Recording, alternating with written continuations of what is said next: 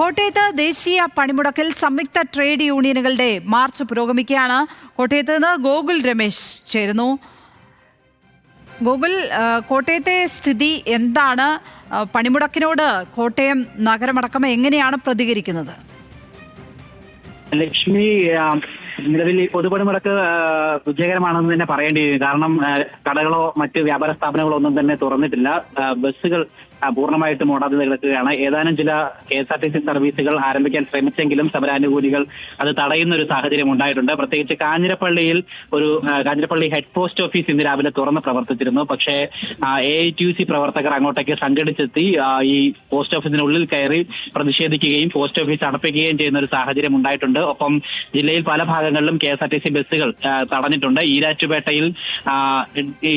ഡിപ്പോയിൽ നിന്നും ആലപ്പുഴയിലേക്ക് സർവീസ് ആരംഭിച്ച ബസ് സമരാനുകൂലികൾ തടഞ്ഞിട്ടുണ്ട്. അതോടൊപ്പം തന്നെ കട്ടപ്പനയിൽ നിന്നെത്തിയ ഒരു ബസ്സും ഈരാറ്റുപേട്ടയിൽ CITU പ്രവർത്തകർ തടയുകയും ചെയ്തിട്ടുണ്ട്. ഒപ്പം കാഞ്ഞിരപ്പള്ളിയിലും ഇത്തരത്തിൽ കോട്ടയം കുമളി തിരുവനന്തപുരം എന്നീ 2 KSRTC സർവീസുകൾ തടയുകയും ചെയ്തിട്ടുണ്ട്. തിരുവനന്തപുരം KSRTC ബസ്സിനെ മുണ്ടക്കയത്തും തടയുന്ന ഒരു സാഹചര്യമുണ്ട്. ചങ്ങനാശ്ശേരിയിലും ഇത്തരത്തിൽ ബസ് തടയുന്ന സംഭവങ്ങളൊക്കെ ഉണ്ടായിട്ടുണ്ട്. അതുകൂടാതെ മറ്റ് അനിഷ്ട സംഭവങ്ങളൊന്നും ഇതുവരെ ഉണ്ടായിട്ടില്ല. ഒപ്പം നഗര കേന്ദ്രത്തിൽ, കോട്ടയം ജില്ലാ കേന്ദ്രത്തിലടക്കം ഈ വിവിധ തൊഴിലാളി യൂണിയൻ പ്രസ്ഥാനങ്ങളുടെ പ്രതിഷേധങ്ങളും ഇപ്പോൾ ഇതിനോടനുബന്ധിച്ച് പുരോഗമിച്ചുകൊണ്ടിരിക്കുകയാണ്.